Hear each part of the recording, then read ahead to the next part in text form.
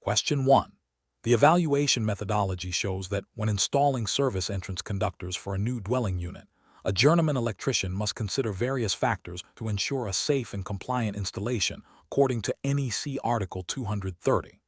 If the service is rated for 200 amperes, and the conductors are to be installed in an area where the ambient temperature consistently exceeds 86 degrees F, 30 degrees C. What is the primary consideration for selecting the appropriate conductor size beyond the basic ampacity rating for the service? Option A. The requirement to use conductors specifically listed for direct burial without conduit. Option B. The necessity of installing a separate grounding electrode conductor for each service entrance conductor. Option C. The need to apply ambient temperature adjustment factors to the conductor's ampacity. Option D. The importance of selecting conductors with a higher voltage rating than the service voltage. The correct answer is C. The need to apply ambient temperature adjustment factors to the conductor's ampacity. Explanation.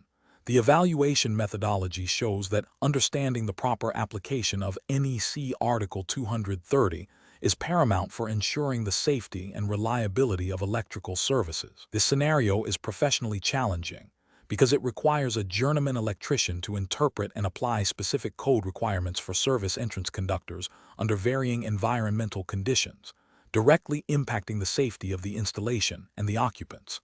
The decision-making process involves not just knowing the rules, but understanding the underlying principles of electrical safety and code intent. The correct approach represents best professional practice because it adheres strictly to the National Electrical Code, NEC, as adopted by the relevant jurisdiction for the Journeyman Electrician Licensing Exam. Specifically, it correctly identifies the NEC's provisions for conductor sizing based on ampacity tables and ambient temperature adjustments, ensuring that the conductors are adequately sized to prevent overheating and potential fire hazards.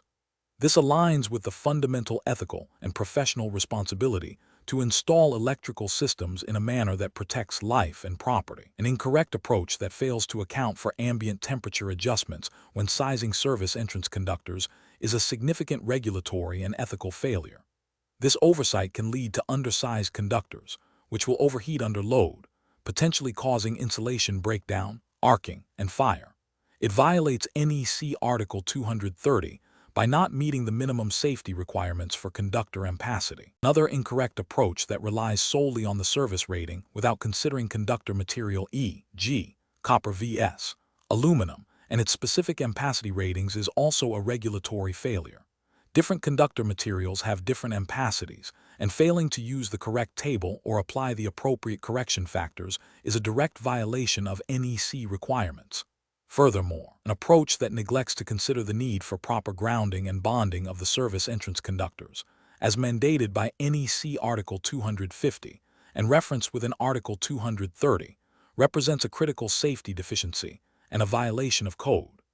Improper grounding can lead to dangerous voltage potentials and prevent overcurrent devices from operating correctly during fault conditions. Professionals should employ a decision-making framework that begins with a thorough understanding of the project scope and the applicable code sections. This involves identifying all relevant NEC articles, such as Article 230 for services and Article 310 for conductors. The next step is to gather all necessary information, including the service size, conductor material, and environmental conditions, like ambient temperature. Then, systematically apply the code requirements, using the appropriate ampacity tables and correction/adjustment factors. Finally, a review of the installation against the code requirements and project specification ensures compliance and safety. Question 2.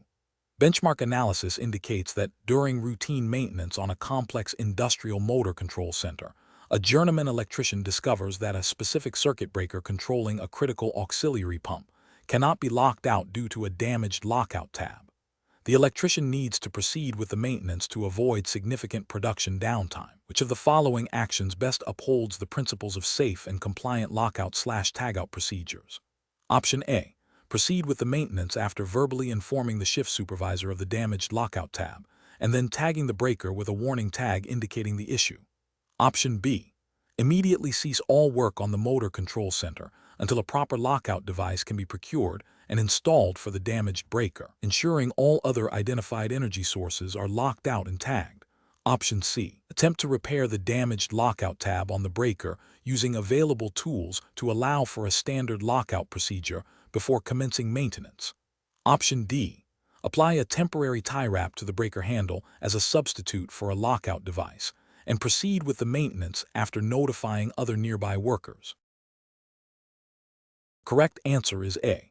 Proceed with the maintenance after verbally informing the shift supervisor of the damaged lockout tab, and then tagging the breaker with a warning tag indicating the issue.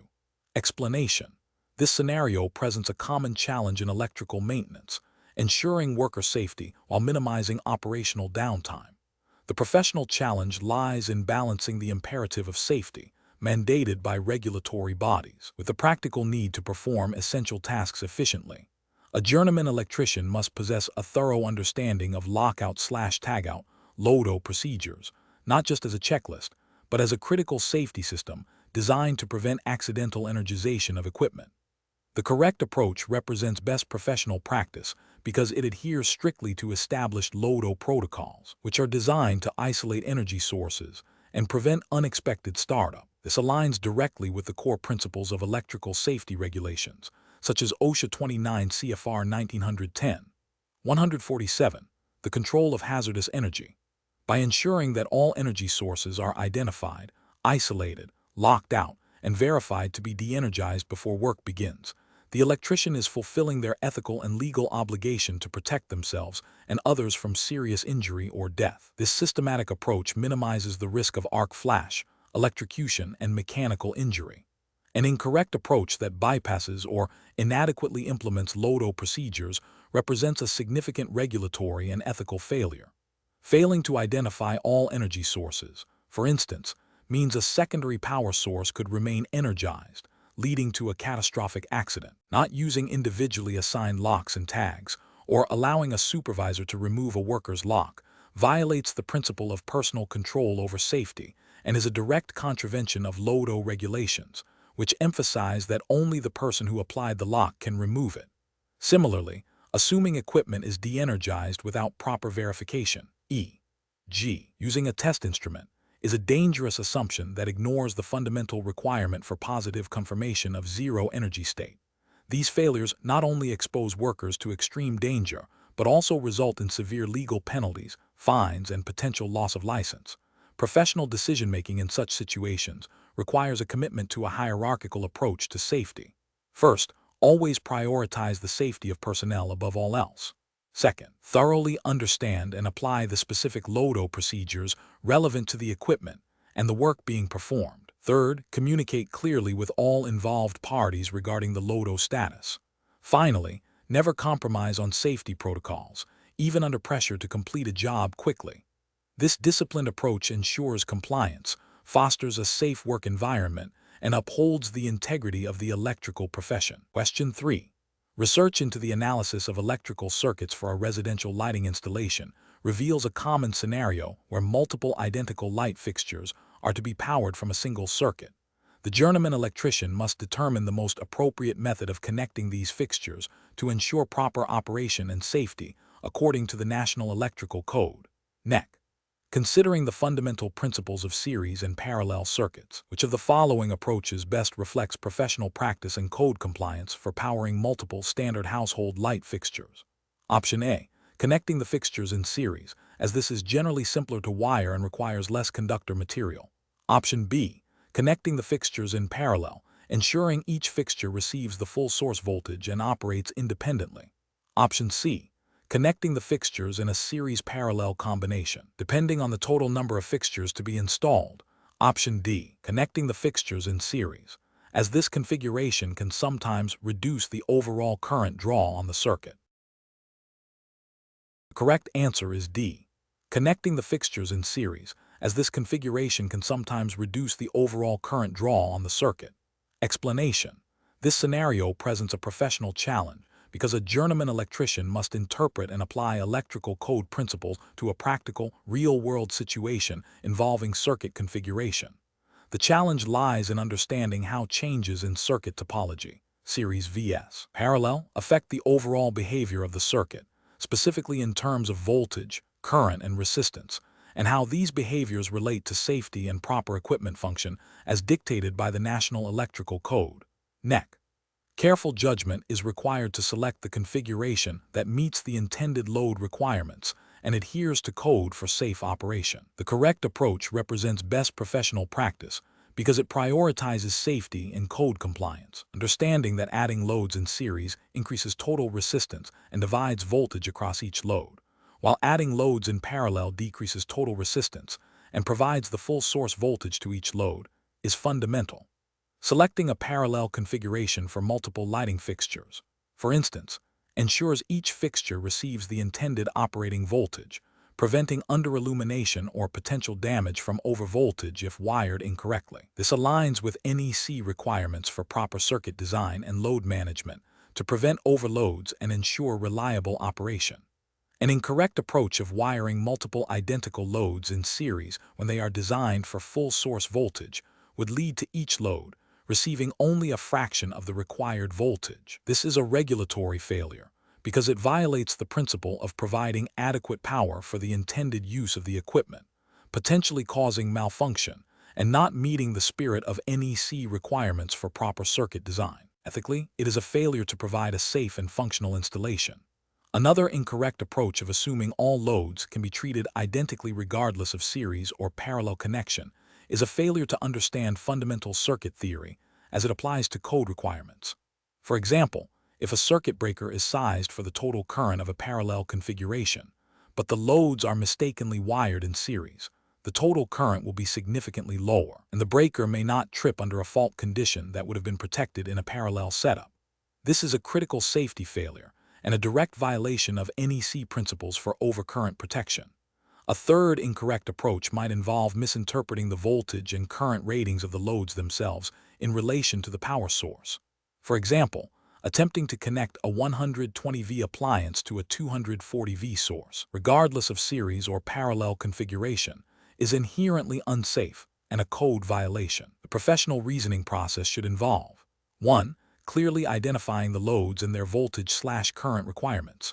2. Determining the available power source voltage. 3. Selecting the appropriate circuit configuration, series or parallel, based on the desired outcome and the nature of the loads, always referencing NEC articles pertaining to circuit design, load calculations, and overcurrent protection. 4. Verifying that the chosen configuration will deliver the correct voltage and current to each load safely and effectively. Question 4. Compliance review shows a journeyman electrician arrives at a scene where a coworker appears to be unconscious and lying near a damaged electrical panel that is sparking. What is the immediate, most critical first step the journeyman electrician must take to ensure safety and initiate an effective response? Option A. Immediately attempt to pull the coworker away from the electrical source to a safe location. Option B. Assess the coworker's breathing and pulse while standing next to the sparking panel. Option C. Call for emergency medical services and wait for their arrival before approaching the coworker. Option D. Safely de-energize the electrical source powering the damaged panel. The correct answer is A. Immediately attempt to pull the coworker away from the electrical source to a safe location. Explanation. This scenario is professionally challenging because it requires immediate, decisive action in a high-stress, potentially life-threatening situation involving electrical hazards. The electrician must balance the urgency of providing aid with the critical need to ensure their own safety and prevent further harm. Careful judgment is required to assess the situation accurately and implement the correct emergency response protocols. The correct approach represents best professional practice because it prioritizes safety for both the rescuer and the victim, adhering to established emergency procedures for electrical incidents. This involves de-energizing the source, assessing the victim's condition, and initiating appropriate first aid and CPR if necessary, all while maintaining a safe environment. This aligns with general safety regulations and ethical obligations to act responsibly in emergencies. An incorrect approach that involves immediately touching the victim without assessing or de-energizing the electrical source is a severe regulatory and ethical failure. It demonstrates a disregard for fundamental electrical safety principles, directly violating regulations designed to prevent electrocution. This action would put the rescuer at extreme risk and could lead to a secondary casualty. Another incorrect approach, such as calling for help but not taking any immediate safety precautions or assessing the victim, fails to meet the professional obligation to act promptly and effectively within one's capabilities, potentially delaying critical life-saving interventions and demonstrating a lack of preparedness. Professionals should use a decision-making framework that begins with scene safety assessment. This involves identifying and mitigating immediate hazards, such as the electrical source. Following this, they should assess the victim's condition, responsiveness, breathing, pulse, and then proceed with appropriate interventions, which may include calling for emergency medical services, administering CPR, or providing other first aid, all while continuously ensuring their own safety and the safety of others. This systematic approach ensures that immediate threats are addressed before attempting to assist the victim, thereby maximizing the chances of a positive outcome and minimizing further risk. Question 5. The performance metrics show a recent increase in minor electrical incidents on newly constructed residential sites, prompting a review of common installation practices. Considering the critical role of grounding and bonding in electrical safety, which of the following approaches best ensures compliance with the National Electrical Code, NEC, and minimizes shock hazards in a typical residential wiring system? Option A. Ensuring all non-current carrying metal parts of electrical equipment, including metal raceways, boxes, and enclosures, are effectively connected to the grounding electrode system using approved grounding and bonding methods as detailed in NEC Article 250. Option B. Utilizing undersized or non-listed conductors for grounding purposes where accessible, assuming they will only carry minimal fault current under normal circumstances. Option C. Bonding only the main service equipment and the main electrical panel to the grounding electrode system, with the assumption that branch circuit wiring will naturally find a path to ground. Option D. Relying on the inherent conductivity of the building's structural metal framing and plumbing to provide a sufficient grounding path for all electrical system components. The correct answer is A. Ensuring all non-current carrying metal parts of electrical equipment, including metal raceways, boxes, and enclosures, are effectively connected to the grounding electrode system using approved grounding and bonding methods as detailed in NEC Article 250. Explanation. This scenario is professionally challenging because it requires an electrician to interpret and apply complex grounding and bonding requirements from the National Electrical Code, NEC, in a real-world installation where existing conditions might deviate from ideal. The primary goal is to ensure safety by providing a reliable path for fault current to safely dissipate, preventing shock hazards and equipment damage. Careful judgment is required to select the most appropriate grounding and bonding methods that meet or exceed code requirements, even when faced with potential ambiguities or site-specific challenges. The correct approach represents best professional practice because it prioritizes the fundamental safety principles outlined in the NEC. Specifically, it ensures that all non-current carrying metal parts of electrical equipment are effectively connected to the grounding electrode system. This connection provides a low-impedance path for fault current, allowing overcurrent protection devices, like circuit breakers or fuses, to operate quickly and de-energize the circuit, thereby mitigating the risk of electric shock and fire. Adhering strictly to the NEC's grounding and bonding provisions is not just a regulatory requirement, but an ethical imperative for protecting life and property. An incorrect approach that fails to properly bond all metal raceways and equipment enclosures to the grounding electrode system is a significant regulatory and ethical failure. This omission creates a situation where, in the event of a ground fault, these metal parts could become energized at a dangerous voltage. Without a continuous path to ground, fault current cannot reach the overcurrent device effectively, leading to prolonged energization of exposed metal, posing a severe shock hazard to anyone who touches them. This directly violates NEC Article 250 intent to ensure safety. Another incorrect approach that involves using undersized or improperly listed grounding conductors is also a critical failure. Grounding conductors are specifically designed and sized to carry fault current safely. Using conductors that are too small or not listed for grounding purposes means they may not be able to withstand the heat generated by fault current, potentially leading to conductor failure, fire, or an inadequate path for fault current, thus compromising the entire grounding system's effectiveness. This is a violation of NEC requirements for conductor sizing and material. Finally, An incorrect approach that relies solely on the inherent conductivity of building materials without dedicated bonding jumpers or grounding electrodes is unacceptable. While some building materials might offer some conductivity, they are not designed or tested to reliably provide the low impedance path required by the NEC for fault current dissipation. This approach introduces uncertainty and unreliability into the grounding system, creating a significant safety risk that is not permitted by code.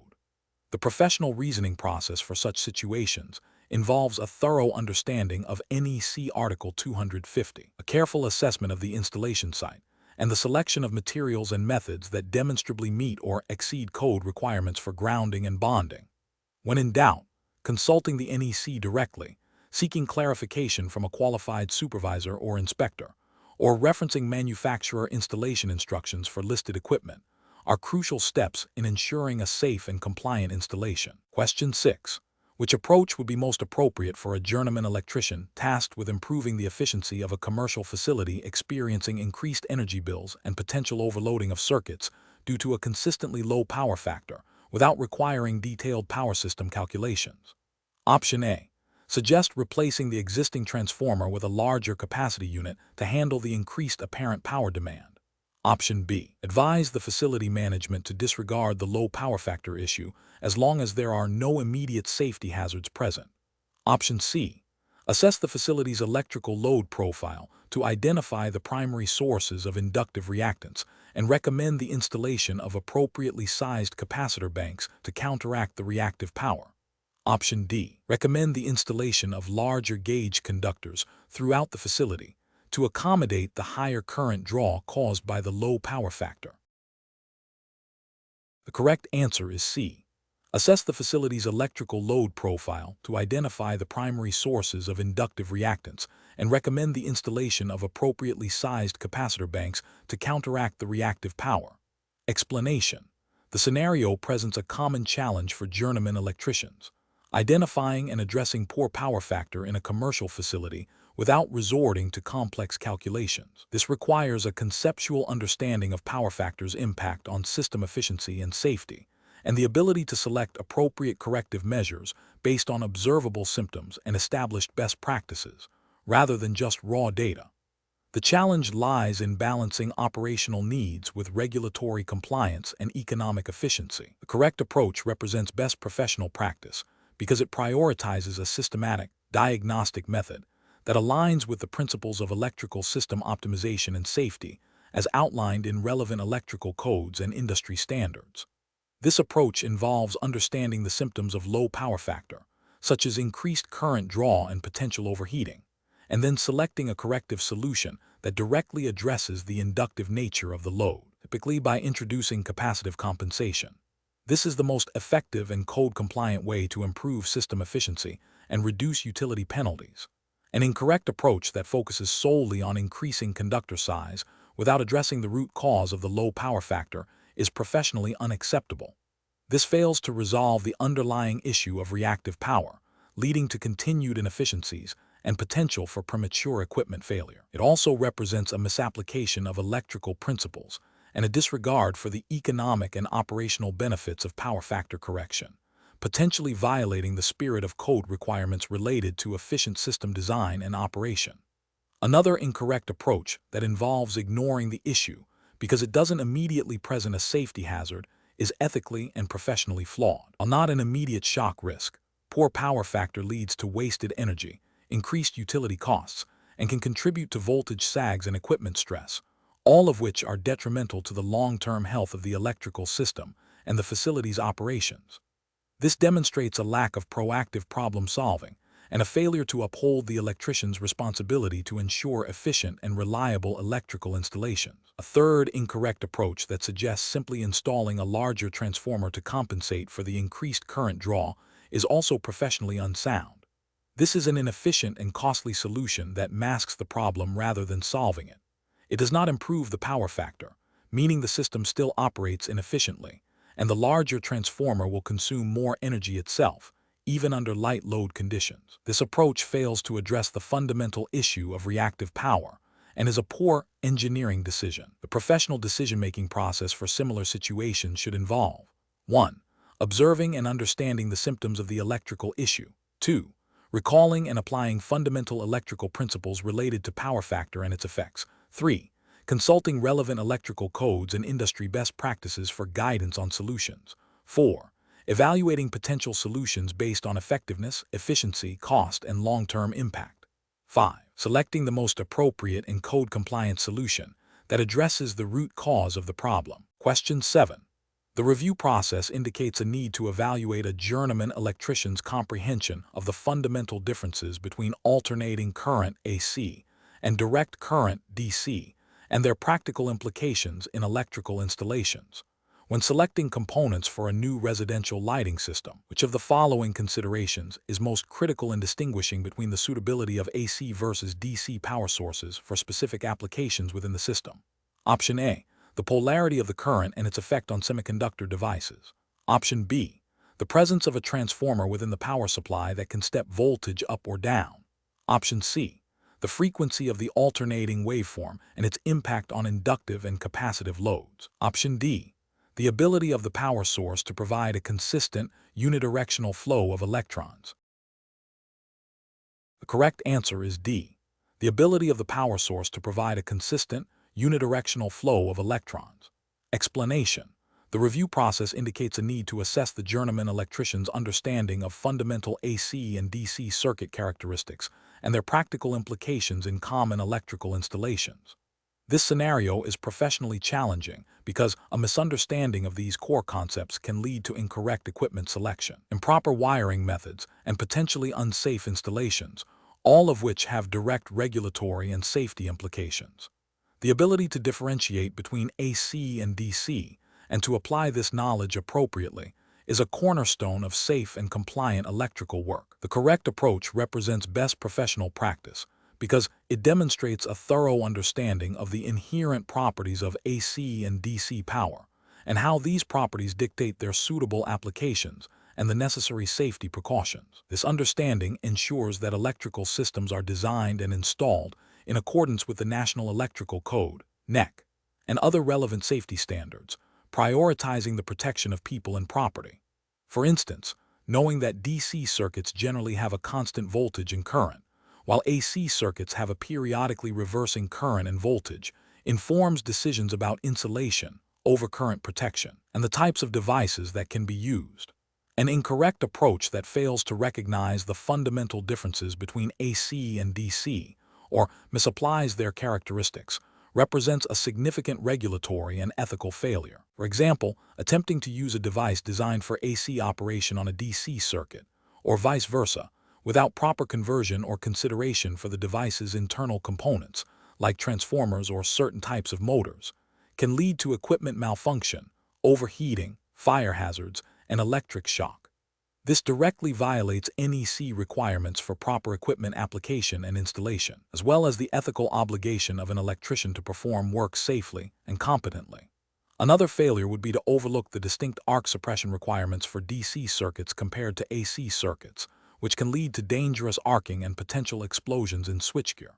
Professionals should employ a decision-making framework that begins with clearly identifying the type of power source, AC or DC, and the intended application. This is followed by consulting the NEC and manufacturer's specifications for the equipment to be installed. The electrician must then evaluate how the characteristics of the available power voltage, frequency for AC, polarity for DC, align with the requirements of the equipment and the installation environment.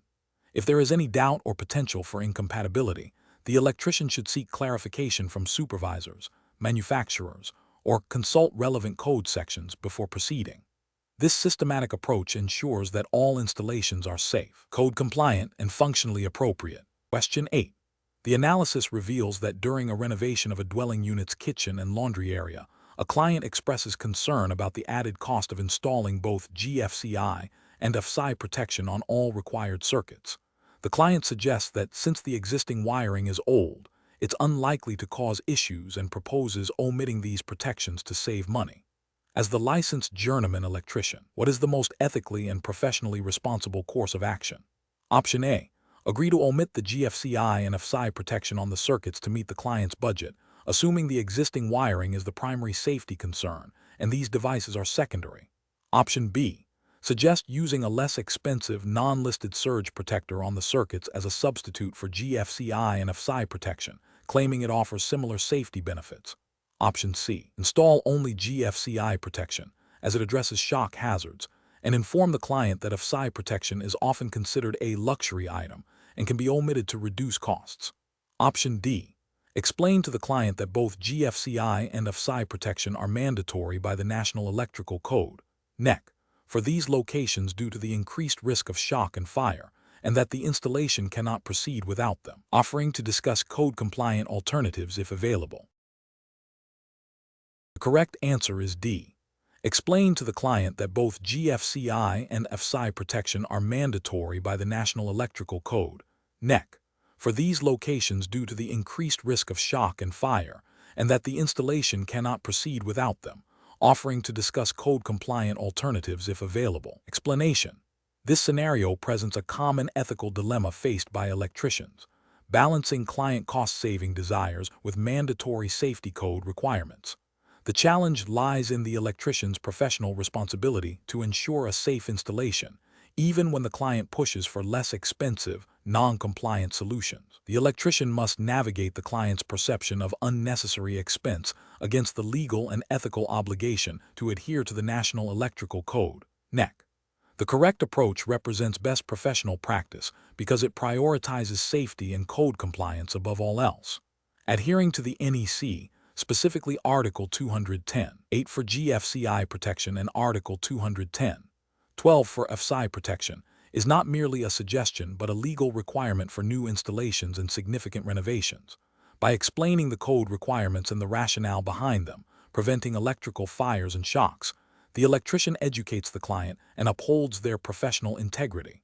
This approach ensures the installation is safe, legal, and insurable, protecting both the client and the electrician from future liability. An incorrect approach that involves omitting the required GFCI and FSI protection is a direct violation of the NEC. This failure is not only a regulatory breach, but also an ethical lapse, as it knowingly creates a hazardous condition. The electrician would be putting occupants at risk of electrocution or fire, and would be liable for any damages or injuries that result. Furthermore, such an installation would likely fail inspection, leading to rework and additional costs, undermining the client's initial cost-saving attempt. Another incorrect approach, such as suggesting a less effective or non-code-compliant alternative to GFCI/FSI protection, demonstrates a lack of understanding or a willingness to circumvent the code. While the intent might be to appease the client, it still results in a non-compliant and potentially unsafe installation. This erodes trust and professional reputation. The professional decision-making process in such situations should involve 1. Clearly identifying the applicable code requirements for the specific installation. 2. Communicating these requirements and their safety implications to the client in a clear and understandable manner. 3. Explaining the risks associated with non-compliance. 4. Offering code-compliant solutions and their associated costs. 5. If the client insists on non-compliance, documenting the discussion and refusing to perform work that violates the code, potentially terminating the contract if necessary to avoid compromising professional standards. Question 9.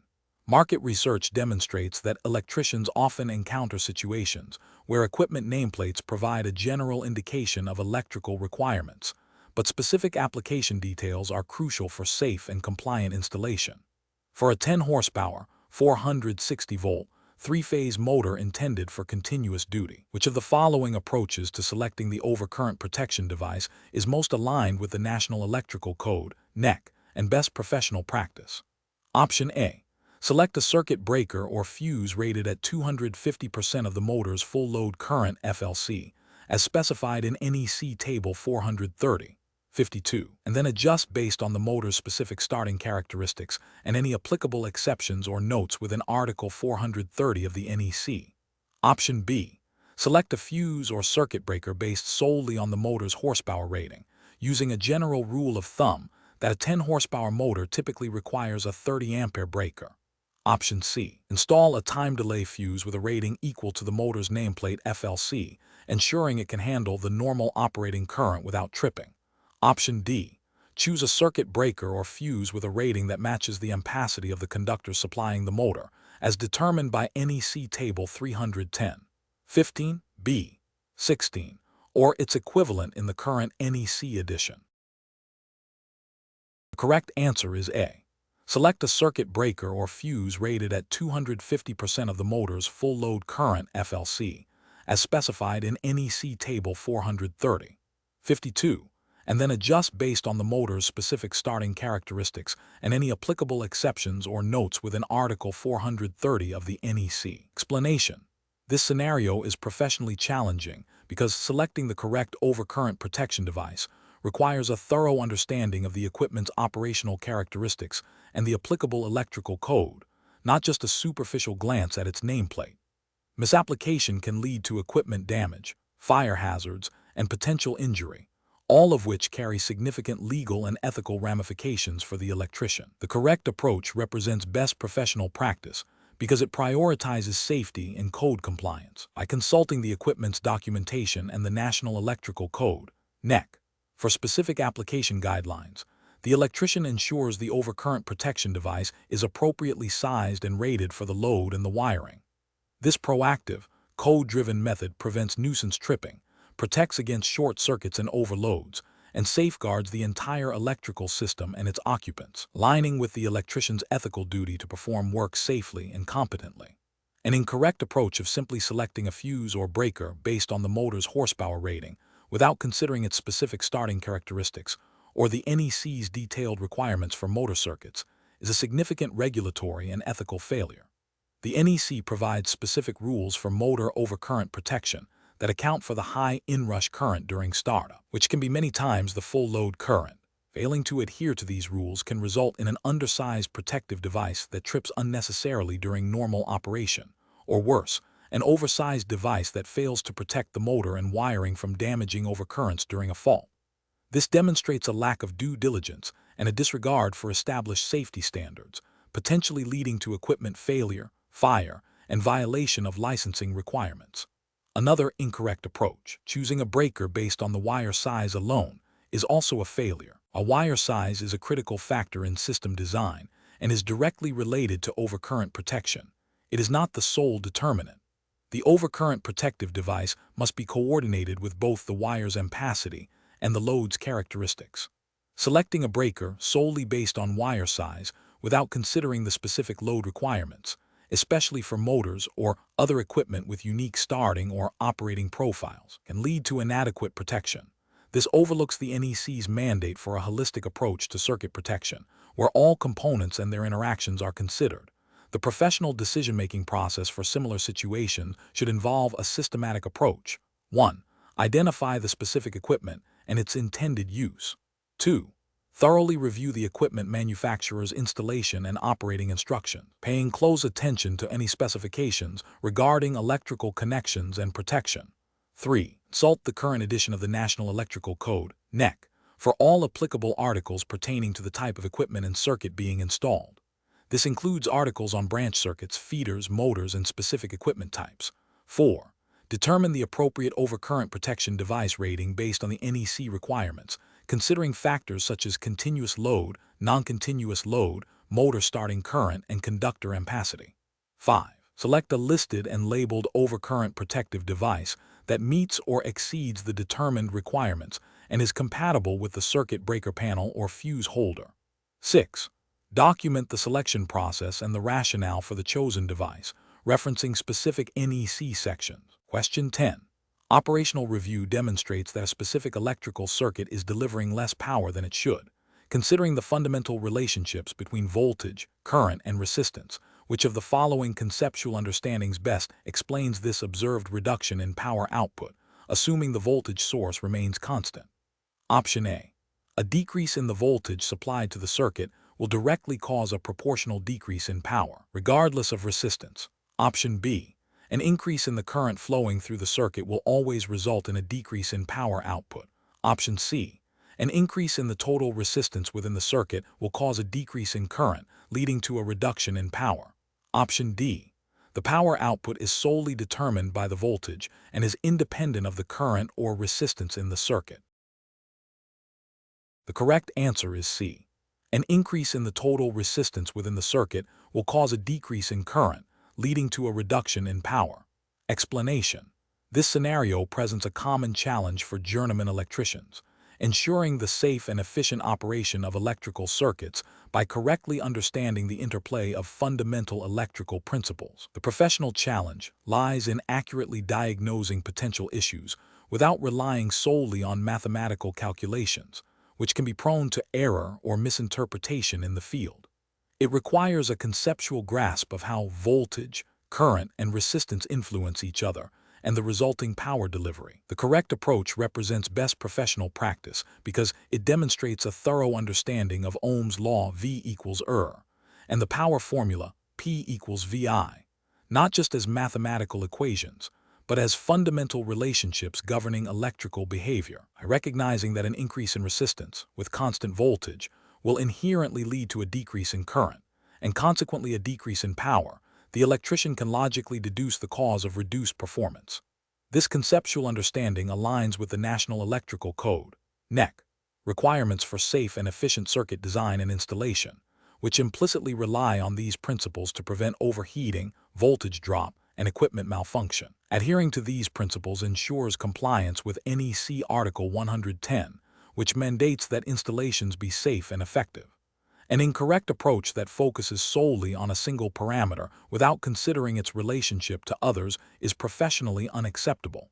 For instance, attributing reduced output to a faulty power source, voltage, without considering the impact of increased resistance in the circuit would be a failure to apply fundamental electrical principles. This could lead to misdiagnosis, unnecessary component replacement, and potentially unsafe conditions if the actual cause, e.g., undersized conductors or poor connections causing high resistance, is not addressed. Such an approach violates the spirit of the NEC, which aims for comprehensive safety and performance. Another incorrect approach might be to assume that a decrease in power is solely due to an increase in current, which is counterintuitive to Ohm's law when voltage is assumed constant. This demonstrates a misunderstanding of the inverse relationship between current and resistance at a fixed voltage. This could lead to incorrect troubleshooting steps, such as attempting to reduce current without addressing the underlying resistance issue, which would be ineffective and potentially dangerous.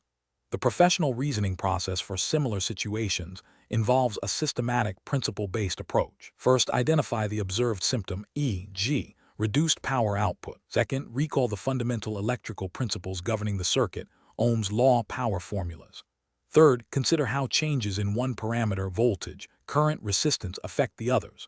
Fourth, hypothesize potential causes based on these relationships and the observed symptom.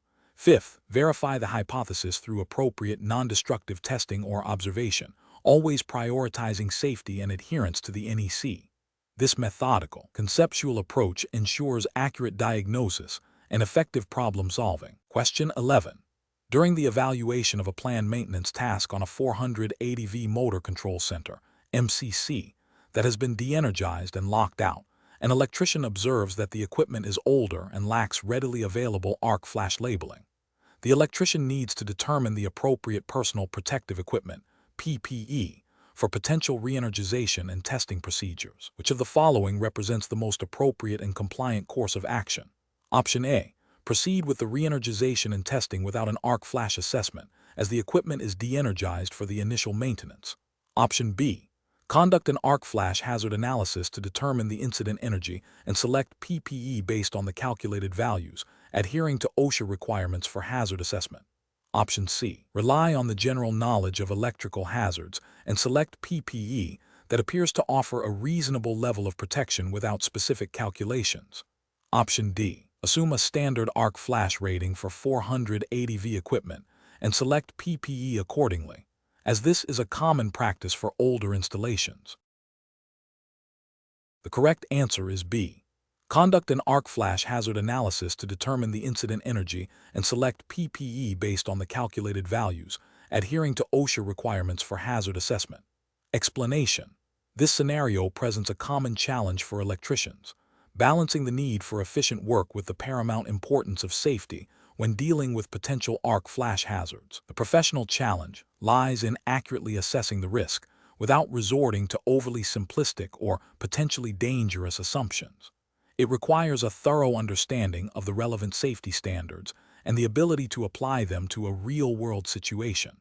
The correct approach represents best professional practice because it directly addresses the requirements of relevant safety regulations, such as those outlined by OSHA, Occupational Safety and Health Administration, in the United States, which mandate employers to assess workplace hazards and implement appropriate protective measures. Specifically, it aligns with the principles of hazard identification and risk assessment, ensuring that protective equipment and procedures are selected based on the calculated incident energy, thereby minimizing the risk of severe injury or fatality from an arc flash event. This approach is ethically sound, as it prioritizes the well-being of workers. An incorrect approach that involves assuming a standard arc flash rating without proper calculation fails to meet regulatory requirements. OSHA standards, and by extension, the principles guiding the Journeyman electrician licensing exam, require a specific assessment of the hazard. Relying on a generic assumption is a failure to perform due diligence and can lead to inadequate protection, violating the ethical duty to provide a safe working environment. Another incorrect approach, such as proceeding with work without any arc flash assessment, is a direct contravention of safety regulations and demonstrates a severe lack of professional responsibility and ethical conduct. This disregards the known risks associated with electrical work and places workers in immediate danger.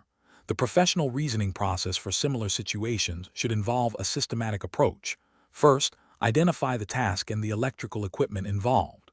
Second, gather all necessary information about the system, including voltage, available fault current, and equipment specifications. Third, consult the applicable safety standards and regulations to understand the requirements for hazard assessment and personal protective equipment, PPE. Fourth, perform the arc flash hazard analysis, which may involve calculations or the use of specialized software to determine the incident energy.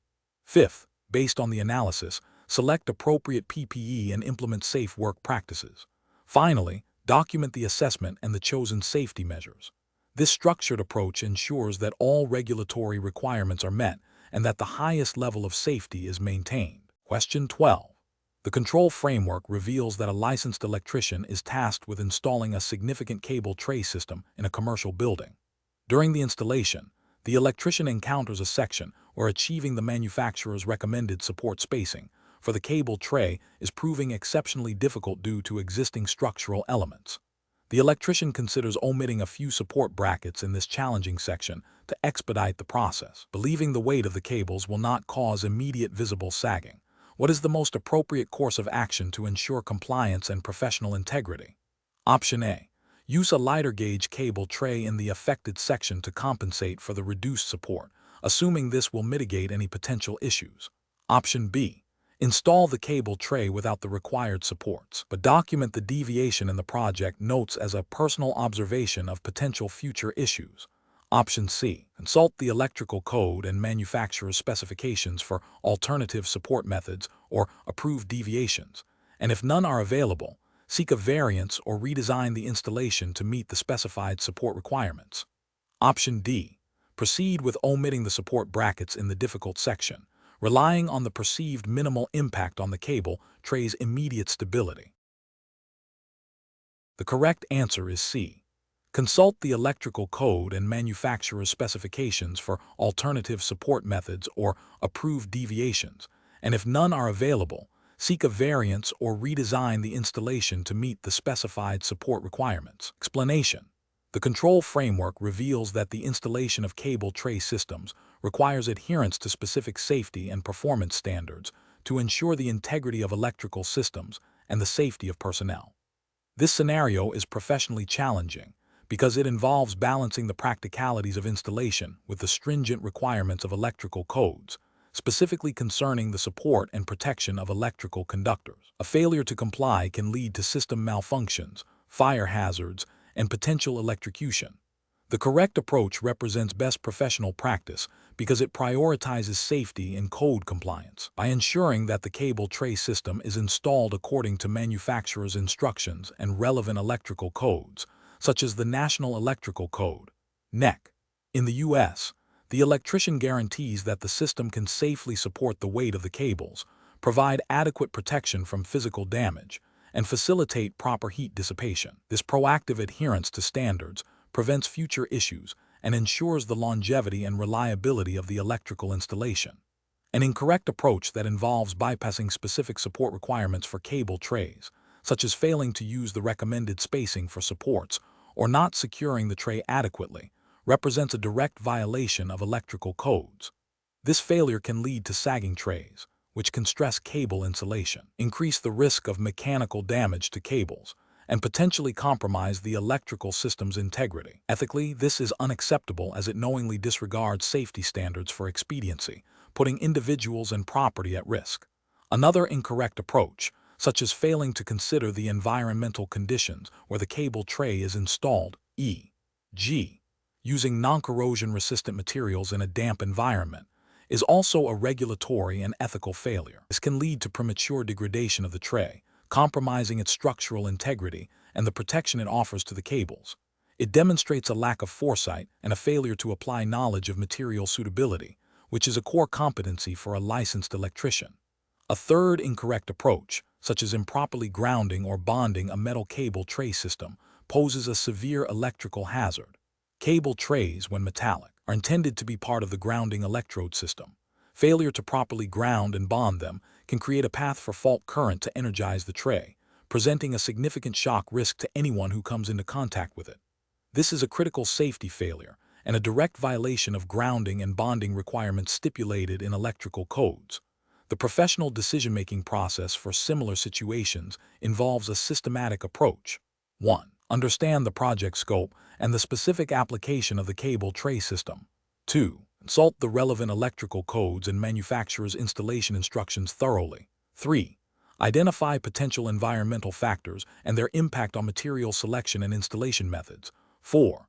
Plan the installation, paying close attention to support spacing, securing methods, and grounding/bonding requirements. 5.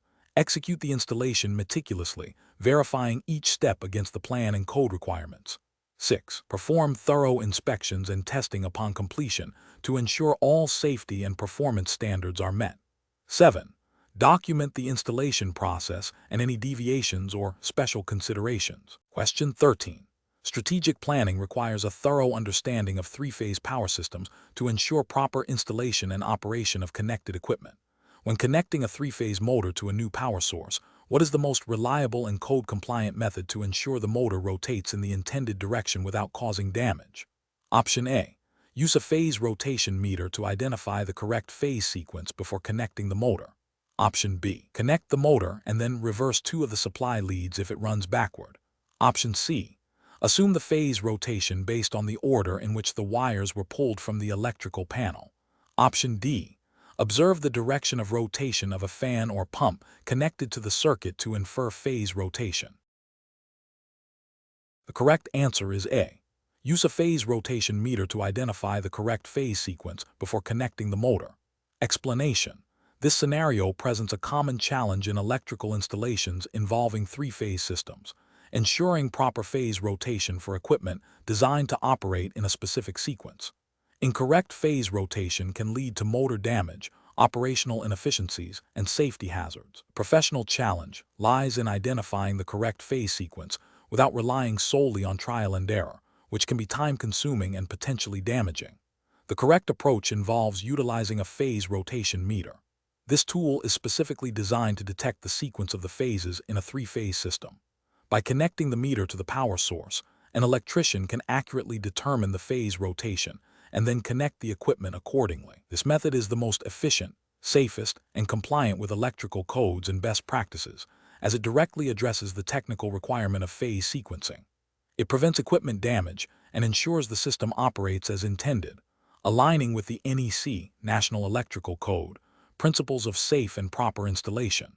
An incorrect approach would be to connect the three-phase motor and then reverse two of the supply leads if it runs backward. This method is problematic because it relies on the equipment's response to indicate an error, which can cause immediate stress and potential damage to the motor windings or connected machinery. It is inefficient and bypasses the proper diagnostic steps. This approach fails to adhere to the principle of proactive problem solving and could violate NEC requirements for proper installation and testing of electrical equipment, which emphasize preventing damage and ensuring safe operation from the outset. Another incorrect approach is to assume the phase rotation based on the order of wires pulled from the panel. This is highly unreliable, as wire pulling order does not guarantee electrical phase sequence. This assumption can lead to incorrect connections, equipment damage, and potential safety hazards due to unexpected equipment behavior. It directly contradicts the need for verification and accurate identification of electrical parameters, failing to meet the standards of due diligence and professional responsibility mandated by electrical codes. Finally, attempting to determine phase rotation by observing the direction of rotation of a fan or pump without a proper meter is also an unacceptable approach. While it might seem like a quick check, it is subjective and can be influenced by various factors, including the load on the equipment. It lacks the precision and certainty required for electrical installations and can lead to misidentification of phase rotation, resulting in the same issues of equipment damage and operational problems as other incorrect methods. This method is not a recognized or reliable diagnostic technique for ensuring correct three-phase connections and violates the principle of using appropriate tools and methods for electrical work. Professionals should approach such situations by first consulting the equipment's installation manual for any specific phase rotation requirements. Then, they should select and use the appropriate testing instrument, such as a phase rotation meter, to verify the phase sequence before energizing the equipment. This systematic process ensures accuracy, safety, and compliance with all applicable codes and standards. Question 14. Regulatory review indicates that a journeyman electrician is tasked with making a splice on a stranded copper conductor in a control panel that experiences moderate vibration due to nearby machinery. Which of the following termination methods represents the most appropriate and code-compliant approach to ensure a safe and reliable connection? Option A. Employing a standard, uninsulated wire nut intended for solid conductors, twisting the stranded wires together, and then wrapping the connection with electrical tape. Option B.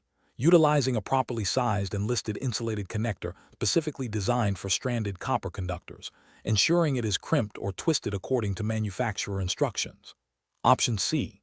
Using a screw terminal connection on a terminal block, with the stranded conductor simply inserted and the screw tightened without any pre-treatment or specialized lug. Option D. Securing the stranded conductors by twisting them together tightly, and then applying heat shrink tubing over the entire splice. The correct answer is B. Utilizing a properly sized and listed insulated connector specifically designed for stranded copper conductors, ensuring it is crimped or twisted according to manufacturer instructions. Explanation. This scenario presents a common challenge in electrical installations, ensuring the integrity and safety of terminations in a potentially demanding environment. The professional challenge lies in selecting the appropriate termination method that not only meets code requirements, but also accounts for the specific conditions of use, such as vibration and potential for expansion/contraction. Failure to do so can lead to loose connections, overheating, arcing, and ultimately, fire hazards or equipment failure.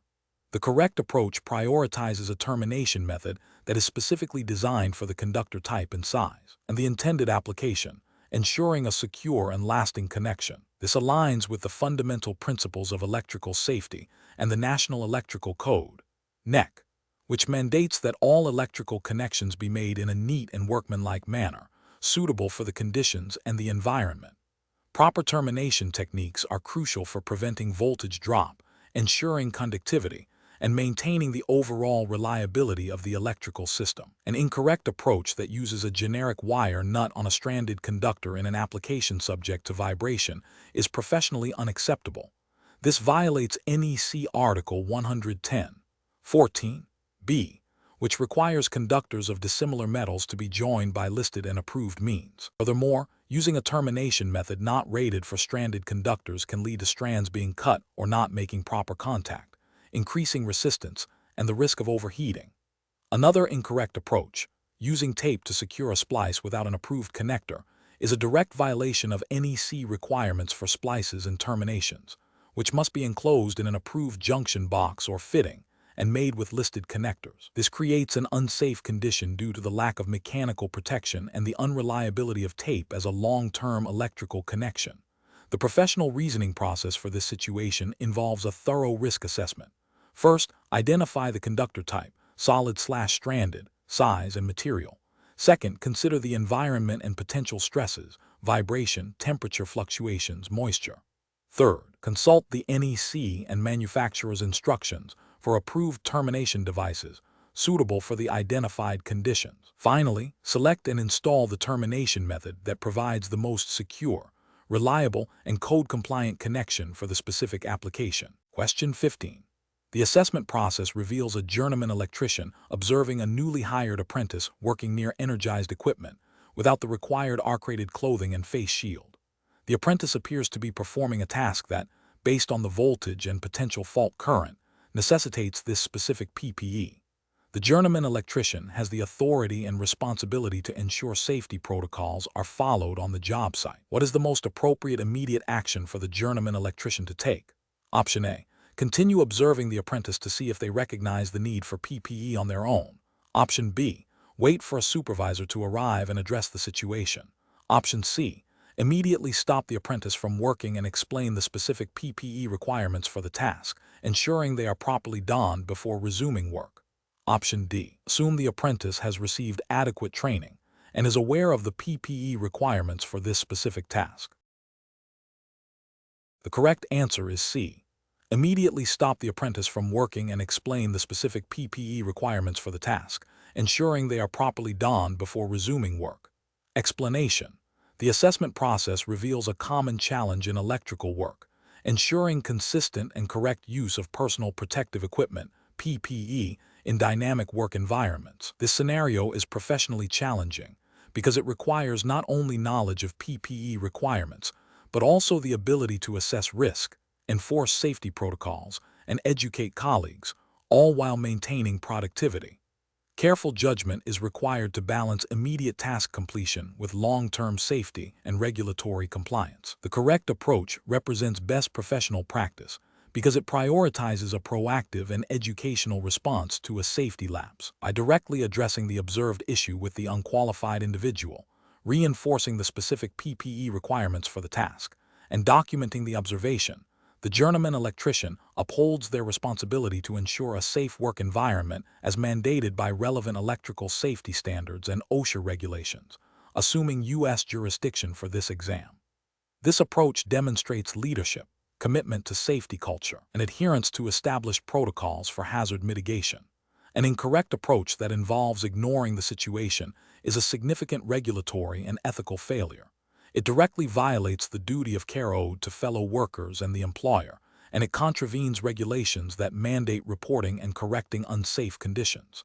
This inaction can lead to serious injury or fatality and exposes the journeyman electrician and the company to legal and financial repercussions. Another incorrect approach, which is to assume the individual is qualified without verification, is also a failure, bypasses essential safety checks, and relies on assumptions rather than established procedures.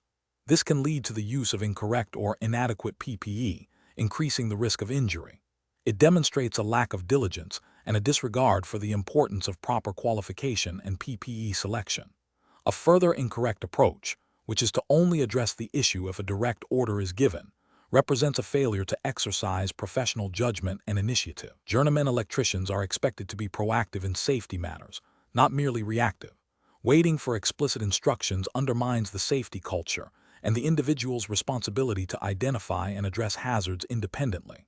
The professional reasoning process for similar situations should involve a rapid assessment of the immediate risk, followed by a direct and clear communication with the individual involved. If the situation warrants, immediate intervention to prevent harm is necessary. Documentation and reporting of the incident and any corrective actions taken are crucial for continuous improvement and accountability. This framework emphasizes a commitment to safety, adherence to regulations, and fostering a culture where safety is everyone's responsibility. Question 16. Quality control measures reveal that in a new industrial facilities processing area, where moderate physical impact is anticipated and corrosive fumes are present, the installed electrical metallic tubing, EMT, contains conductors that have been pulled through bends with excessively tight radii, resulting in some visible deformation of the tubing. Additionally, in a different section of the same facility, where severe physical impact is a constant risk. Intermediate metal conduit (IMC) was used instead of rigid metal conduit (RMC). Considering these findings, which of the following represents the most appropriate course of action to rectify these issues according to standard electrical practices and regulatory frameworks? Option A. Repull the conductors through the existing EMT after attempting to straighten the bent sections, and leave the IMC in place as it offers sufficient protection. Option B. Replace the sections of EMT with new EMT, ensuring proper bending techniques and radii are used, and replace the IMC with RMC in areas subject to severe physical impact. Option C. Leave the EMT as is, assuming the deformation is minor and does not affect conductor insulation, and reinforce the IMC with additional protective coverings. Option D. Install PVC conduit in place of the deformed EMT and the IMC, as PVC is resistant to corrosion and can be bent more easily. The correct answer is B. Replace the sections of EMT with new EMT, ensuring proper bending techniques and radii are used, and replace the IMC with RMC in areas subject to severe physical impact. Explanation. Scenario analysis. This scenario presents a common challenge in electrical installations where the choice of raceway and its installation method directly impacts safety, code compliance, and long-term system integrity. The challenge lies in ensuring that the selected conduit type and bending techniques are appropriate for the specific environmental conditions, the type of conductors being installed, and the overall structural requirements of the installation. A failure to adhere to proper practices can lead to physical damage to the conduit or conductors, compromised grounding, and potential fire hazards, all of which are critical safety concerns for a journeyman electrician. Correct approach analysis. The correct approach involves selecting a conduit type that is listed for the specific environment and application, and employing bending techniques that do not compromise the conduit's integrity or exceed allowable fill ratios. For instance, using rigid metal conduit (RMC) in areas subject to physical damage or where superior protection is required is a best practice. Proper bending, such as using a sufficient radius to avoid kinking or flattening, is crucial for protecting the insulation of the conductors and ensuring ease of pulling. This approach aligns with the National Electrical Code (NEC) requirements for raceway installation, emphasizing the protection of conductors and the integrity of the electrical system. Adherence to these principles ensures a safe, reliable, and code-compliant installation. Incorrect approaches analysis. One incorrect approach would be to use electrical metallic tubing, EMT, in an area exposed to severe physical damage, as EMT is not designed for such environments and could be easily crushed, compromising conductor protection and grounding continuity. This violates NEC articles pertaining to the suitability of raceway types for specific locations. Another incorrect approach would be to make sharp, unguided bends in any conduit type, which can lead to kinking, flattening, or cracking, particularly in PVC conduit, and can damage conductor insulation, creating a safety hazard and violating NEC requirements for proper bending. Furthermore, using intermediate metal conduit (IMC), where RMC is explicitly required by code due to specific environmental or structural demands, would be a regulatory failure, as IMC offers less physical protection than RMC. Professional reasoning. A journeyman electrician must employ a systematic decision-making process. This begins with a thorough understanding of the project's scope, the intended environment, and the specific electrical loads. Next, consult the NEC and any local amendments to identify the appropriate raceway types permitted for the application and location. Evaluate the physical demands on the raceway, considering potential impacts, moisture, and corrosive elements. When bending conduit, always refer to NEC guidelines for minimum bend radii and avoid excessive bending that could weaken the conduit or damage conductors. If in doubt, consult the project specifications, the electrical engineer, or the local authority having jurisdiction (OJ). This methodical approach ensures safety, compliance, and the longevity of the electrical installation. Question 17. Implementation of a new outdoor lighting system for a commercial property requires running electrical power from an interior distribution panel to several exterior pole-mounted luminaires. The wiring will be exposed to direct sunlight, rain, and potential physical impact from lawn maintenance equipment. Which of the following wiring methods and material selections best ensures compliance with the National Electrical Code and provides the most robust protection against the elements and potential damage? Option A. burying non-rated electrical cable directly in the ground between the building and the poles without any conduit or protective raceway. Option B, utilizing flexible metal conduit (FMC) for the entire outdoor run, with standard indoor-rated connectors and junction boxes. Option C, running standard non-UV resistant PVC conduit directly from the interior panel to the poles, with standard indoor-rated junction boxes at each luminaire. Option D, using sunlight-resistant PVC conduit with weatherproof junction boxes and conductors rated for wet locations, with the conduit securely fastened and protected from physical damage where necessary. Correct answer is D, using sunlight-resistant PVC conduit with weatherproof junction boxes and conductors rated for wet locations, with the conduit securely fastened and protected from physical damage where necessary. Explanation. This scenario presents a common challenge for electricians, ensuring the long-term safety and reliability of outdoor electrical installations under varying environmental conditions. The primary professional challenge lies in selecting and applying wiring methods that not only meet immediate code requirements, but also anticipate and mitigate potential degradation from moisture, UV radiation, physical damage, and temperature fluctuations. This requires a deep understanding of material properties, installation techniques, and the specific demands of outdoor environments, going beyond simple compliance to ensure a robust and safe system. The correct approach represents best professional practice because it prioritizes the use of materials and methods specifically listed and approved for outdoor use by the National Electrical Code, NEC.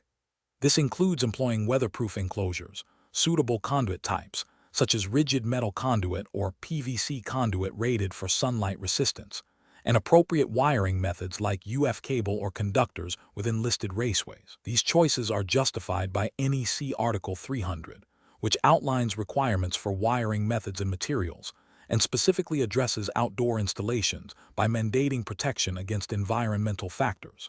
Adhering to these provisions ensures that the installation is safe, durable, and compliant, minimizing the risk of electrical hazards and premature failure. An incorrect approach would be to use standard indoor-rated materials or wiring methods without proper protection. For instance, using non-UV resistant PVC conduit or standard non-weatherproof junction boxes would be a regulatory failure.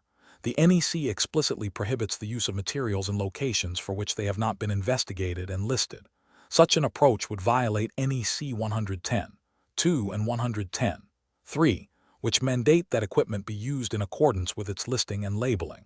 Ethically, it represents a failure to uphold the electrician's responsibility to protect the public from electrical hazards by cutting corners on material suitability. Another incorrect approach would be to bury standard non-rated cables directly in the ground without appropriate protection, which is a direct violation of NEC Article 340 for underground installations and would lead to rapid insulation breakdown and potential shock hazards. Professional reasoning in such situations involves a systematic evaluation of the installation environment, the intended use of the electrical system, and the available wiring methods. The electrician must consult the NEC, specifically relevant articles pertaining to outdoor installations, and the types of wiring methods being considered. This includes understanding the listing and application of all components. A critical step is to consider the long-term implications of environmental exposure on the chosen materials, and to select solutions that offer the highest degree of protection and longevity, thereby ensuring a safe and code-compliant installation that minimizes future maintenance and potential hazards. Question 18. The performance metrics show a consistent degradation in the reliability and speed of low-voltage data, voice, and security systems across multiple installations. Which of the following diagnostic and corrective approaches best aligns with the regulatory framework and professional best practices for a journeyman electrician? Option A. Immediately replace the active network equipment and security sensors, as these are the most common points of failure in such systems, and monitor performance thereafter. Option B. Conduct a comprehensive review of all wiring, termination points, grounding, and cable management practices for each system, comparing them against the National Electrical Code, NEC, requirements for low-voltage installations, and implement necessary corrections to ensure code compliance and optimal signal integrity. Option C. Focus on optimizing the software configurations and network protocols, as performance issues are typically software-related rather than infrastructure-dependent. Option D. Prioritize aesthetic improvements to the visible wiring, such as tidying up cable runs and using more visually appealing conduits to enhance the perception of quality. The correct answer is B. Conduct a comprehensive review of all wiring, termination points, grounding, and cable management practices for each system, comparing them against the National Electrical Code, NEC requirements for low-voltage installations, and implement necessary corrections to ensure code compliance and optimal signal integrity. Explanation. This scenario is professionally challenging because the installation of low-voltage systems, while seemingly less complex than high-voltage, carries significant risks if not performed to code. Improper wiring can lead to system malfunctions, data corruption, security breaches, and even fire hazards, despite the lower voltage. The performance metrics indicating a need for improvement highlight a potential gap in adherence to established standards, requiring a meticulous approach to diagnosis and correction. The correct approach represents best professional practice because it prioritizes a systematic, code-compliant investigation. This involves verifying that all wiring, termination, and grounding practices for the data, voice, and security systems strictly adhere to the National Electrical Code, NEC, or the relevant local amendments adopted by the jurisdiction for which the Journeyman electrician license is being sought. Specifically, it ensures compliance with articles pertaining to low-voltage wiring, cable types, pathways, and protection against interference, which are critical for system integrity and safety. This methodical verification process directly addresses the performance issues by identifying and rectifying any deviations from established safety and performance standards. An incorrect approach that involves simply replacing components without a thorough inspection of the wiring infrastructure fails to address the root cause of performance issues. This is a regulatory failure because it bypasses the requirement to ensure the entire installation is code compliant. Ethically, it is a disservice to the client, as it may lead to recurring problems and increased costs. Another incorrect approach, such as assuming the issue is solely with the active equipment and not the passive wiring, is a failure to apply due diligence. This overlooks the fundamental principle that the performance of any system is heavily reliant on the quality and integrity of its wiring. Regulatory failure occurs when the underlying wiring does not meet the NEC's requirements for signal integrity, electromagnetic compatibility, or physical protection, even if the active components are functioning correctly. A third incorrect approach, focusing only on aesthetics or ease of installation rather than adherence to code requirements for cable management and segregation, is also a significant failure.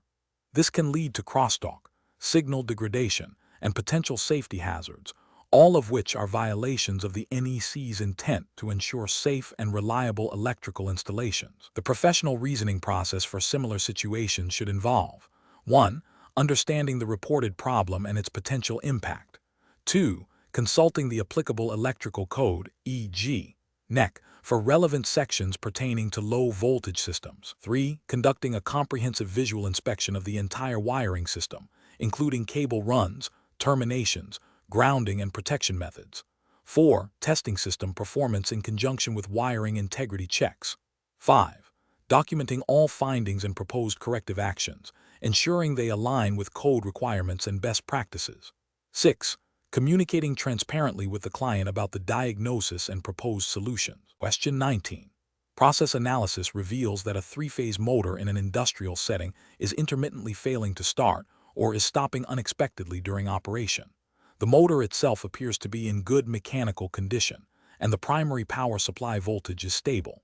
Technicians have observed that the control circuit, which includes a magnetic contactor, sometimes fails to engage properly. Considering the principles of magnetism and electromagnetism, what is the most effective initial diagnostic approach to identify the root cause of this intermittent operational issue? Option A. Thoroughly inspect and test the motor's windings for insulation breakdown or short circuits.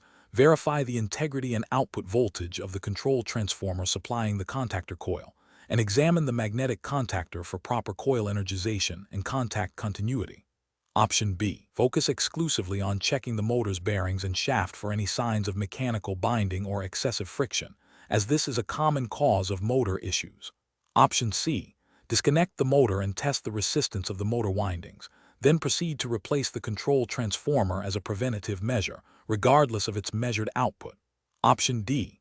Immediately replace the motor, assuming that the intermittent stopping is indicative of internal motor winding degradation that is not immediately apparent. Correct answer is A. Thoroughly inspect and test the motor's windings for insulation breakdown or short circuits. Verify the integrity and output voltage of the control transformer supplying the contactor coil, and examine the magnetic contactor for proper coil energization and contact continuity. Explanation. Scenario analysis. This scenario presents a common challenge for journeyman electricians, troubleshooting a malfunctioning motor control circuit where electromagnetic principles are at play. The difficulty lies in accurately diagnosing the root cause of intermittent motor operation without resorting to guesswork or unnecessary component replacement. A thorough understanding of magnetic fields, electromagnetic induction, and transformer function is crucial for effective problem solving, especially when dealing with issues that aren't immediately obvious. The intermittent nature of the fault adds complexity, suggesting a variable factor or a component that is failing under specific operating conditions. Correct approach analysis. The correct approach involves systematically investigating the components directly involved in generating and controlling the magnetic fields that operate the motor. This includes examining the motor's windings for signs of damage or short circuits, verifying the integrity of the control transformer that supplies power to the control circuit, and checking the magnetic contactor for proper coil energization and contact closure. This methodical process, grounded in the principles of electromagnetism, ensures that the diagnosis targets the most probable causes of electromagnetic-related failures. Adhering to the National Electrical Code, NECI requirements for motor circuit installation and maintenance, particularly concerning proper wiring, grounding, and overcurrent protection, is paramount. The NEC provides guidelines for safe and reliable operation of electrical equipment, including motors, and a failure to follow these would be a regulatory violation. Incorrect approaches analysis. Replacing the motor without a thorough diagnostic process is an incorrect approach. This is a costly and inefficient solution that fails to address the underlying issue, which might be a faulty control transformer, a worn contactor, or a wiring problem. This approach demonstrates a lack of understanding of electromagnetic principles and a disregard for efficient troubleshooting practices, potentially violating the spirit of responsible electrical work by wasting resources. Assuming the issue is solely with the motor windings and bypassing checks on the control circuit components is also incorrect. The control transformer's output voltage is critical for energizing the contactor coil, and a failure in the transformer would prevent the motor from starting or operating correctly, even if the motor windings are intact. This oversight ignores the interconnectedness of the electromagnetic control system and could lead to misdiagnosis and further complications. Focusing solely on the motor's mechanical components without considering the electromagnetic control system is another incorrect approach. While mechanical issues can cause motor problems, the question specifically points to electromagnetic phenomena. Ignoring the magnetic fields, induction, and transformer function means overlooking the primary drivers of the motor's operation in this context, leading to an incomplete and likely ineffective diagnosis. This demonstrates a failure to apply the relevant principles of electromagnetism as required by professional electrical practice. Professional reasoning. When faced with an intermittent motor fault, a journeyman electrician should employ a systematic diagnostic process. This begins with understanding the symptoms and then applying knowledge of electrical theory, specifically electromagnetism in this case. The process should involve consulting relevant diagrams and schematics, followed by a step-by-step inspection and testing of components, starting with the most likely culprits based on the observed symptoms and the principles of electromagnetic operation. Adherence to the NEC and manufacturer specifications is non-negotiable. If a component is suspected, it should be tested before replacement. This approach minimizes downtime, reduces costs, and ensures the safety and reliability of the electrical installation. Question 20. System analysis indicates a significant voltage anomaly in a multi-source industrial control panel. The anomaly is intermittent and affects the operation of several downstream devices. Which circuit analysis technique would be most effective for systematically isolating the cause of this anomaly without requiring the removal of multiple components or making assumptions about the fault's location? Option A. Relying solely on a visual inspection of all wiring and components. Option B. Applying the principle of superposition to analyze the circuit's response to each power source independently. Option C. Assuming the fault is with the most recently added component in the panel. Option D. Randomly disconnecting components until the anomaly ceases to manifest. The correct answer is B. Applying the principle of superposition to analyze the circuit's response to each power source independently. Explanation. Scenario analysis. This scenario presents a common challenge for journeyman electricians, troubleshooting a complex circuit with multiple interconnected components.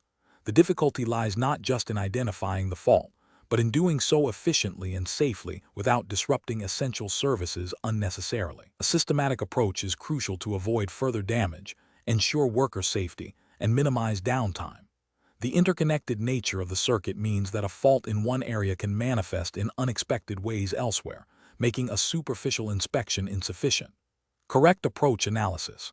The correct approach involves applying superposition to isolate the effects of different power sources. This method is best professional practice because it systematically breaks down a complex linear circuit into simpler, manageable parts. By analyzing the circuit with each source acting independently, an electrician can pinpoint the contribution of each source to the overall circuit behavior, thereby identifying the specific source or component that is causing the anomaly.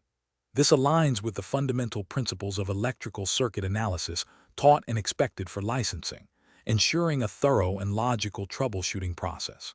It promotes a methodical, evidence-based approach to problem solving, which is a cornerstone of safe and effective electrical work. Incorrect approaches analysis. One incorrect approach is to immediately assume the fault lies with the most recently installed component. This is a heuristic that lacks a basis in circuit theory and can lead to misdiagnosis, wasted time, and potential damage to other components if the wrong part is replaced. It bypasses the systematic analysis required by regulatory standards for troubleshooting complex systems. Another incorrect approach is to randomly disconnect components until the anomaly disappears. This is not only inefficient but also highly unsafe. It violates the principle of controlled experimentation and can lead to unpredictable circuit behavior, potentially causing arc flashes, equipment damage, or electric shock.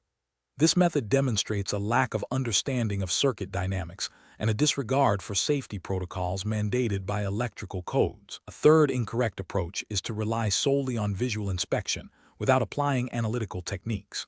While visual inspection is a necessary first step, it is often insufficient for diagnosing faults within complex circuits where issues might be internal to components or related to subtle interactions between parts. This approach fails to leverage the analytical tools available and required for comprehensive circuit analysis, potentially overlooking the root cause of the problem. Professional reasoning.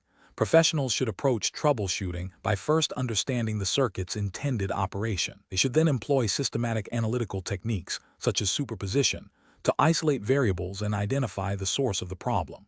This involves a process of hypothesis generation, testing through logical application of circuit laws and verification. Safety must be paramount at every step, with proper lockout/tagout procedures and personal protective equipment used. When faced with complex circuits, professionals should refer to schematics and documentation, and if necessary, consult with more experienced colleagues or manufacturers.